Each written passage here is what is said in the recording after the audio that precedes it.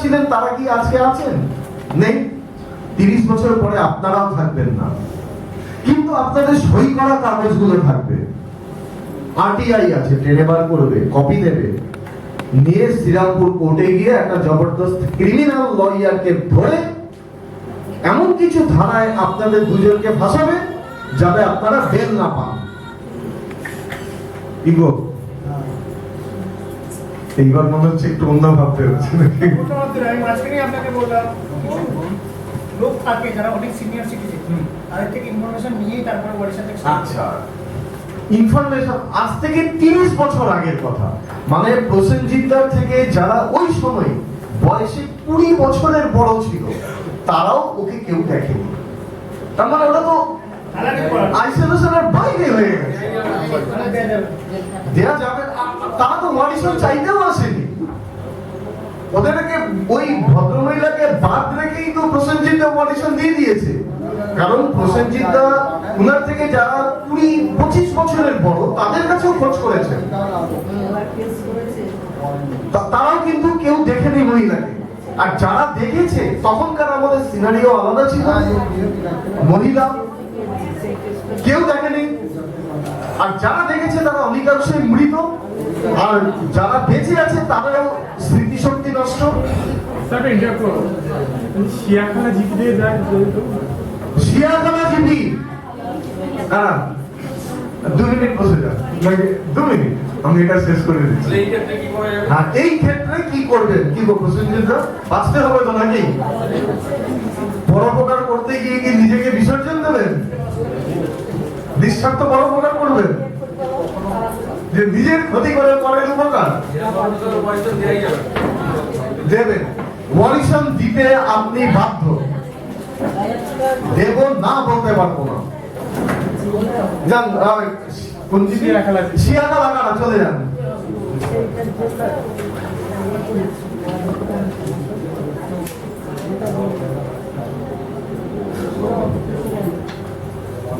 শিয়াখানা থেকে আসেন, আস্তে আস্তে শিয়াখানা আসবেন একটু। এবার প্রসেনজিৎদা ভাবতে শুরু করেছে যে এরকম বিপদ এলে কি করবেন। আর এই বিগত 2.5 বছরে উনি কাকে কাকে এরকম সুপারিশ করেছেন এখন বলে তাদের নামগুলো মাথায় আসছে।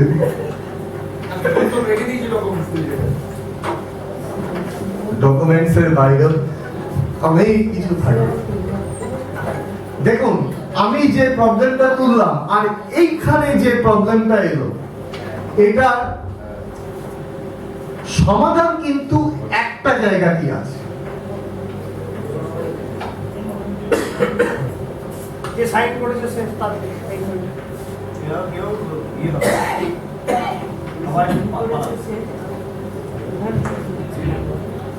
এইখানে বলছি, হাওড়া জেলার এডিএম ছিলেন এক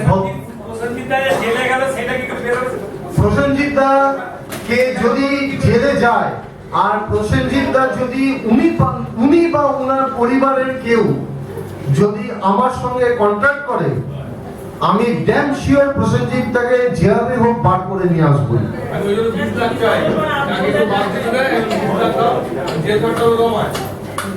আপনি তো জানেন না, ওরে বাবা আপনি তো জানেন না, আপনি তো না জেনেই ভুলটা করেছেন। আপনি যেটা করেছেন এটা অপরাধ নয়, একদমই অপরাধ নয়, কিন্তু আপনি এটা ভুল করে ফেলেছেন।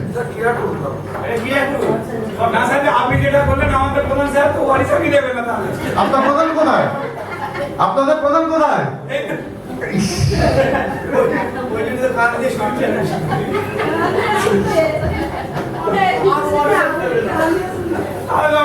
আচ্ছা, এবার আপনাদের কাছে একটা প্রশ্ন, প্রধান কি ওয়ারিশন দিতে পারে? না না, বা প্রধান কি ওয়ারিশন দিতে বাধ্য? না না, বাধ্য নয়, ওয়ারিশন দিতে বাধ্য নয়। দ্বিতীয় প্রশ্ন, আপনারা এনএস মানে নির্মাণ সহায়কে এমপিতে সই করেন, তাই তো? কোন প্রধান অর্ডার বার করে দেখাতে পারবে যে লেখা আছে, কানে নয় চোখে, অর্ডার লেখা আছে যে প্রধান এমপিতে সই করবে? এটাও ইতিহাস নয়। আচ্ছা, এখানে 207টা গ্রাম পঞ্চায়েত আছে, তাই তো? আপনারা কম বেশি 207 জনকেই চেনেন জানেন মোটামুটি। এই 207 জন প্রধানের মধ্যে কোন সিভিল ইঞ্জিনিয়ার আছে?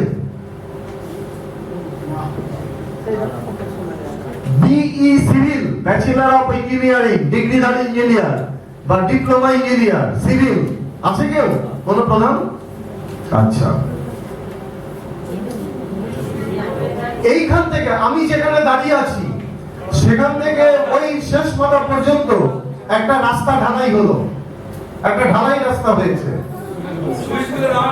আসতে একটা ঢালাই রাস্তা হয়েছে।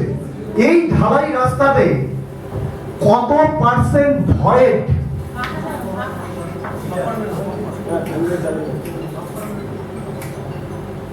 ভয়েড কাটতে হবে, এই হিসাব, অঙ্কের হিসাব কোন কোন প্রধান করতে পারবে? ভয়েডটা কি তাই জানো?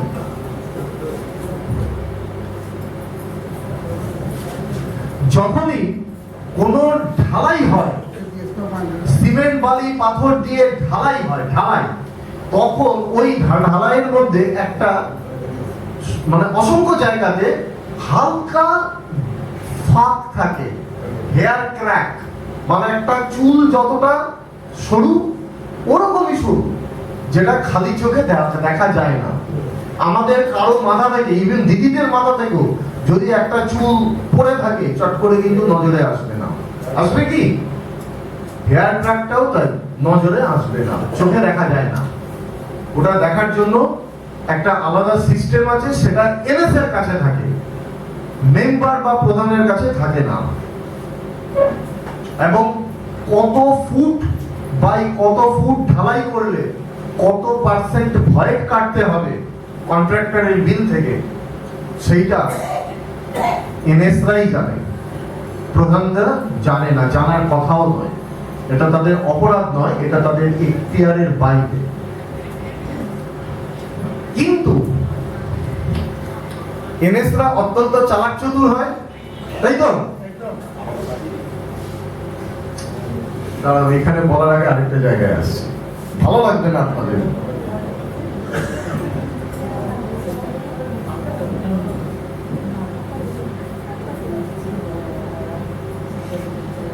আমাদের সমাজে তিনটে ধাপ ধরছি, একদম নিচু ধাপ, আবার উপরের ধাপ। আপনাদের কাছে কোন ধাপের লোকজন বেশি যায়?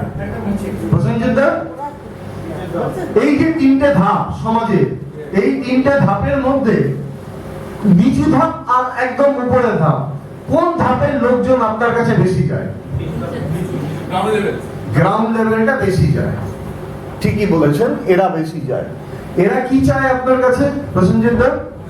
হ্যাঁ, পরিষেবা চায়। কেউ ঘর চায়, কেউ চাল চায়, কেউ ভাতা চায়, মানে হাত এরকম করে আসে, তাই তো? এরকম কেউ করে না। হ্যাঁ, কিন্তু এরা প্রসেনজিৎ দা কেন কোন প্রধানের কাছেই খোঁজ করে না গ্রাম পঞ্চায়েত থেকে কবে কি স্কিম বেরোচ্ছে, কবে কি টেন্ডার হচ্ছে, কবে কোন স্কিম ভেটিং হচ্ছে, এরা কোনোদিন জিজ্ঞাসা করে আপনাকে? কারা করে? তাহলে দেখুন আপনাদের সঙ্গে কারা বেশি ঘুরঘুর করে।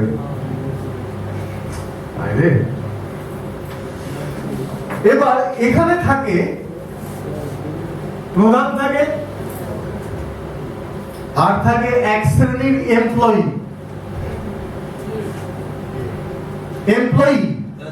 কর্মচারী, আর থাকে আপনাদের লিডার।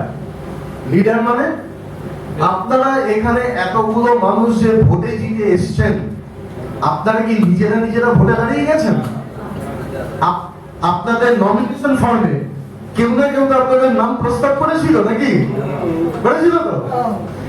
তারপর আপনাদের প্রতীকটা বিলি করেছিল, যে যে প্রতীকে দাঁড়িয়েছেন, নাকি নিজেরাই প্রতীক নিয়ে নিয়েছে?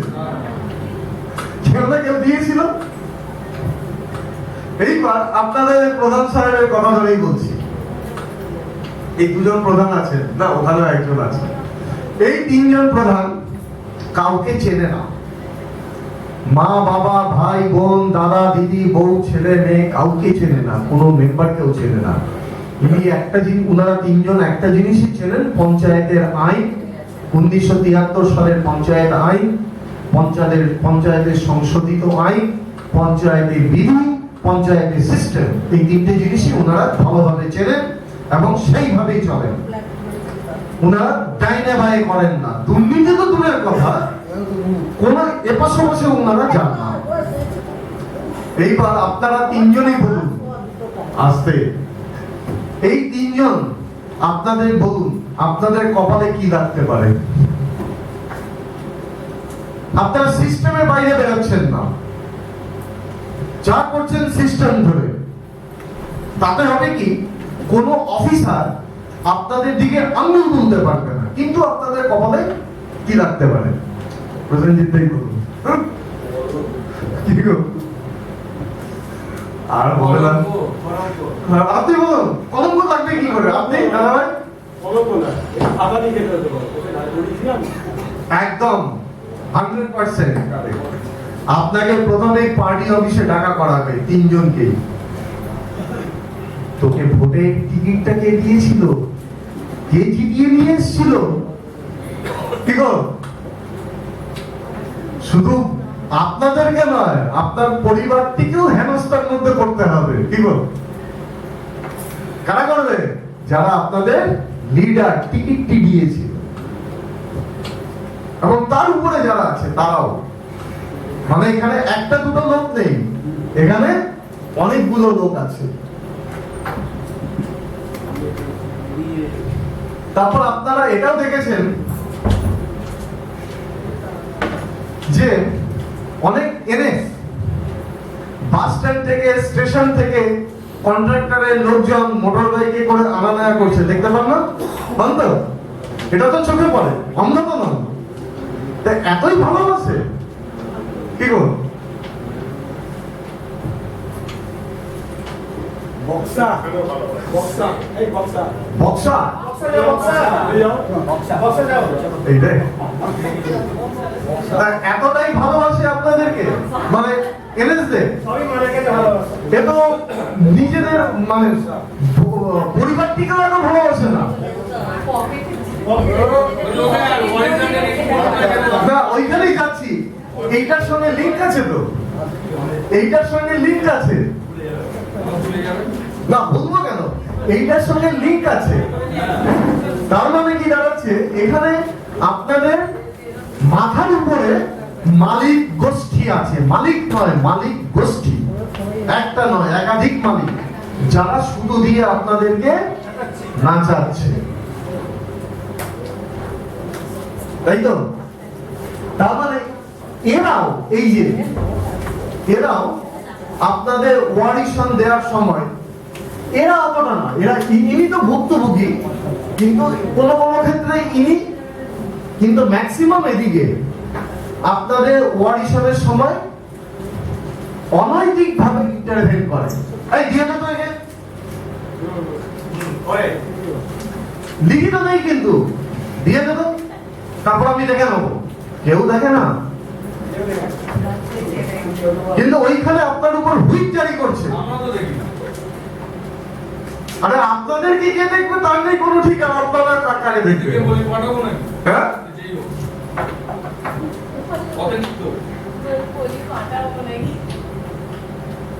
আপনাকে পার্টি অফিসও থাকবে না, ফোন করে বলছে এই গেছে যাচ্ছে অডিশনের জন্য, অডিশনটা দিয়ে দিবি। দেখছি করে কভার করাবেন, তারপর তো আপনাকে ডাকা করাবে, দেখছি না তুই আয় আমাদের কাছে, হচ্ছে না। তাহলে আসছে কি, ইনাদের একটা ইন্টারভেনশন থাকে।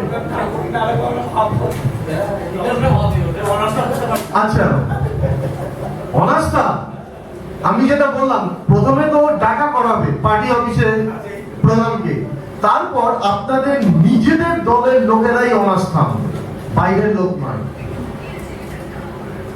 মানে অডিশনটা দিচ্ছি না বলেই শুধু অডিশন কেন, নানান কারণে হবে না, আলটিমেট এটাও তো জড়িত, এটাও জড়িত আছে।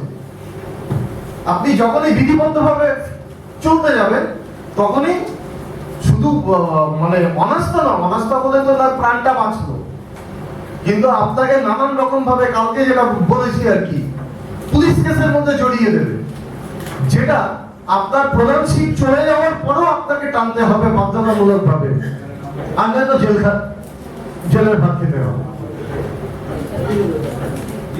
তা এই জন্য আমি যেটা বলছি আর কি, সমস্ত প্রধান সাহেব সহ সঞ্চালকদেরও, এখানে হাওড়ার এডিএম সাহেব ছিলেন একজন সিনিয়র WBCS অফিসার, তিনি আর আলিপুরের জজ কোর্টের একজন রিনাউন্ড লয়ার, ওরা দুজনে মিলে একটা ফরম্যাট জেনারেট করেছেন। সেই ফরম্যাট অনুযায়ী করলে কোন জনপ্রতিনিধির ঘাড়ে কোনো দায় থাকবে না, আপনারা শুধু ফরম্যাটটা বিতরণ করবেন। সেই ফরম্যাট এই মুহূর্তে আমার কাছে নেই। পার্থবাবু আপনাদেরকে বলেছে পঞ্চায়েতে গিয়ে 1 ডে ওয়ার্কশপ করার জন্য, উনি যোগাযোগ করবেন। আমি সেখানে গিয়ে সমস্ত মেম্বারদের সঙ্গে এটা আলোচনা করব, কারণ একজন মেম্বার যখন বিপদে পড়ে সে একা পড়ে না, তার সঙ্গে সবাই নয়, প্রধানটিকে নিয়ে পড়ে, প্রধানটিকে নিয়ে পড়ে। এবার বলি না, আমার কপালটা খারাপ, আমি যেটা দেখেছি না, আমাকে যেটা ভুগতে হয়েছে, রানাঘাট কোর্ট থেকে 2024 নভেম্বর মাসে আমি শান্তিপুর ব্লকে নবলা গ্রাম পঞ্চায়েতের এক্স প্রধান আর ইনাদের মতো বয়স্কা এক্স মেম্বারটিকে জামিন করে বার করি ওই অডিশনের জন্য। সেই মহিলা লকআপ থেকে বাইরে বেরিয়ে কোর্টের বারান্দায় বাচ্চা মেয়ের মতো কাঁদছে যে এরকম জানলে আমি ভোটেই দাঁড়াতাম না, দরকার নেই আমার ভোটে, জানানো যাক ভোট, আমি ভোটে দাঁড়াতাম না। তখন আর মুখে হাসি নেই দিদি, কোর্টের বারান্দায় কেঁদে ভাসিয়ে দিচ্ছে, কারণ তারা কিন্তু তার 1 সপ্তাহ জেল খাটা হয়ে গেছে। আচ্ছা, এই গেল।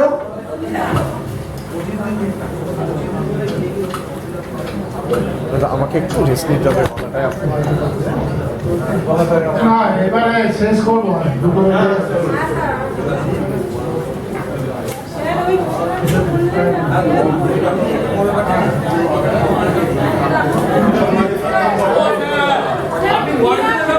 বললেন না লাস্ট কি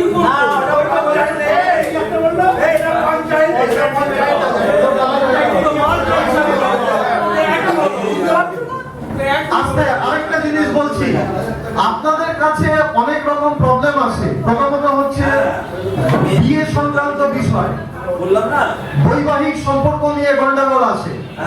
কিরকম? আবার এর কাছেই আসছে। হ্যাঁ বলুন না, আছি আমি। শুভজিৎ বিয়ে করেছে, কিন্তু ওর বউ আসতে, ওর বউ কাউকে কিছু না বলে, কোন রকম আইনগত ছাড়াছাড়ি না করে চলে গেছে, গিয়ে অন্য লোকের সঙ্গে থাকছে, অন্য কারোর সঙ্গে থাকছে। এইবার এইভাবে দেখলে বেচারি সামনে অলরেডি হাওয়া দিতে শুরু করেছে। হ্যাঁ, আমি একটা উদাহরণ হিসেবে দেখাচ্ছি।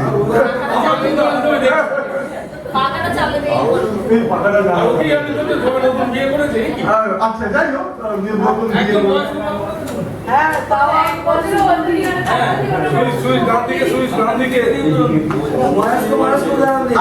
বয়স্ক মানুষ নয়, অল্প বয়সীকেই ধরছি। গন্ডগোল কি হবে আছে? শুভজিতের বউ পালিয়ে গেছে, অন্য কারোর সঙ্গে থাকছে, থেকে শুভজিৎকে নজরে রেখেছে। এইরকম ভাবে চলে গেছে 10টা বছর। 10 বছর শুভজিতের বউকে এই তল্লাটে কোনো জনপ্রাণী দেখেনি। তারপর হঠাৎ শুভজিৎ গত হয়েছে, মানে মারা গেছে। যেই না মারা গেছে, ওই বউটা তখন এসে ওর মেম্বার হাতে প্রসেনজিৎদার কাছে এসে হাজির অডিশনের জন্য। যে প্রসেনজিৎদা সেই বউটাকে বছর চোখেই দেখেনি, কি করবে তখন? হ্যাঁ? না না আমরা কথা সব ঠিকই আছে। কি করবে? আমি জানতে চাইছি উনি কি করবেন। আসতে পয়সা দিয়ে দিতে হবে বডিশন দিয়ে দিতে হবে, এত সোজা? আগে বলে দিন আচ্ছা, আমার কাছে এইখানে আরামবাগ সাব ডিভিশন থেকে একটা এসছে, ওটা আমার এক মেম্বার নিজেই জড়িত মানে অন্যভাবে এখানকারই মেম্বার আরামবাগ ব্লকে। ওর জ্যাঠতো দাদা এমন এক মহিলাকে বিয়ে করেছে যার হাজবেন্ড আছে, ছাড়াছাড়ি হয়নি, ঠিক আছে, আইনগত ছাড়াছাড়ি হয়নি, একটা ডিভোর্সের মামলা করেছিল করোনার আগে, কিন্তু তারপর ওই মামলাটা আর প্রসিড করেনি, কোনো দিকে কোনো উকিল করেনি। এইবার যে মহিলার সঙ্গে থাকছে মানে সেই তথাকথিত বউ, তার নামে ভোটার কার্ড, আধার কার্ড এবং সব জায়গাতে প্যান কার্ডও না, নিজের নামটা বসিয়ে দিয়েছে। অত্যন্ত ফাউল কাজ করে ফেলেছে। কার জেল হবে? তার তো হবে, সে কিসে পড়বে? অ্যাডাল্টারেশনে পড়বে। আর যে মহিলা এই কীর্তিটা করেছে সে 10 বছর জেল কাটবে। ওই হাজবেন্ড যদি এই ভোটার কার্ড, আধার কার্ডের কপিটা তুলতে পারে, এখন আমি চেষ্টায় আছি দুজনের মধ্যে মিউচুয়াল ডিভোর্স করিয়ে দিতে। আর নয়তো মমতা ব্যানার্জি এবং নরেন্দ্র দামোদর দাস মোদী দুজনে একসঙ্গে মিলিত চেষ্টা করলে ওকে জেলের হাত থেকে